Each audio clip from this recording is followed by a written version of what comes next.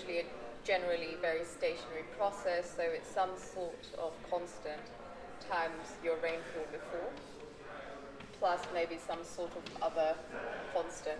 Traditionally, what a lot of weather generators do is they do start from here and they discretize it. So they say that it's a relatively stationary process, and what happened, let's say, a couple of hours ago will be indicative of what happens in the next hour. So we say that another thing we do know is that there's a fat tail. So there is some sort of auxiliary process with some sort of noise, and these are all very physical processes that we know how they work, but we can't represent, and that's where machine learning comes along. So let's say machine learning is this massive model that I'm just going to talk about with F. So it's a hybrid approach where we have artificial intelligence to then fill in the gaps where the physical models lack understanding or representation because it's too complex. And they're able to then be able to represent these complicated processes in a data-driven method so that we can best be able to forecast what the true observed reality is.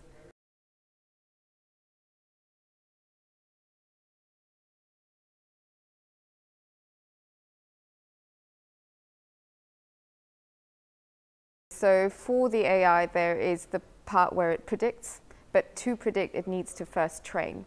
And we train on historic observational data. So the input towards our AI device is the weather forecasts, and it's taking these weather forecasts and training to be able to match them to the observed reality based on the state-of-the-art satellite observations and station data that we have.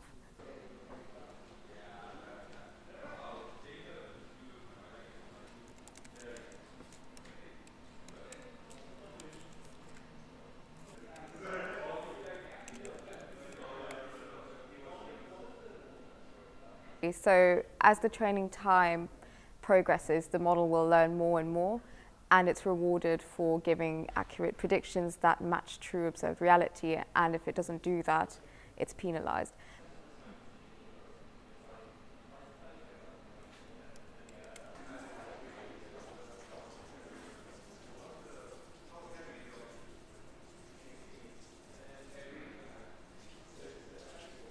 That's the beauty of it, because it's so computationally affordable that we've literally got people running it on their laptop. So you can have this model, and once it's trained, you can just run it on your laptop to produce 50 predictions of all the possibilities of what the future weather is going to look like, which, as you said, would have otherwise required banks and banks of supercomputers.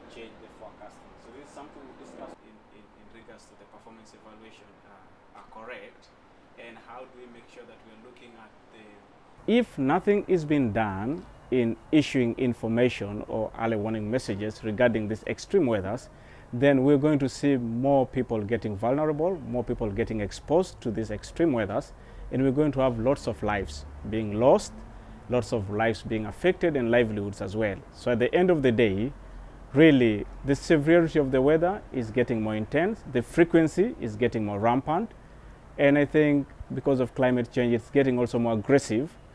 If nothing is really done, then we're going to see lots of people getting affected, and lives getting lost, and livelihoods getting affected, and the poverty levels really going to increase so much.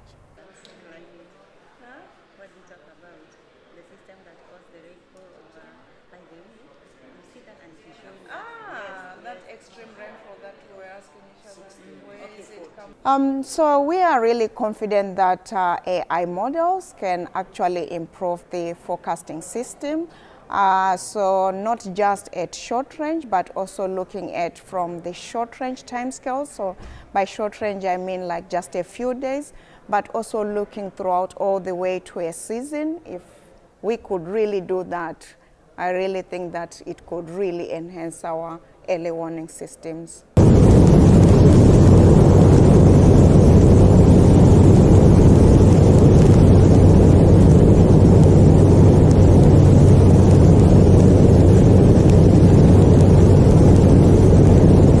Jelajahi cara baru mendapatkan informasi. Download MetroTV Extend sekarang.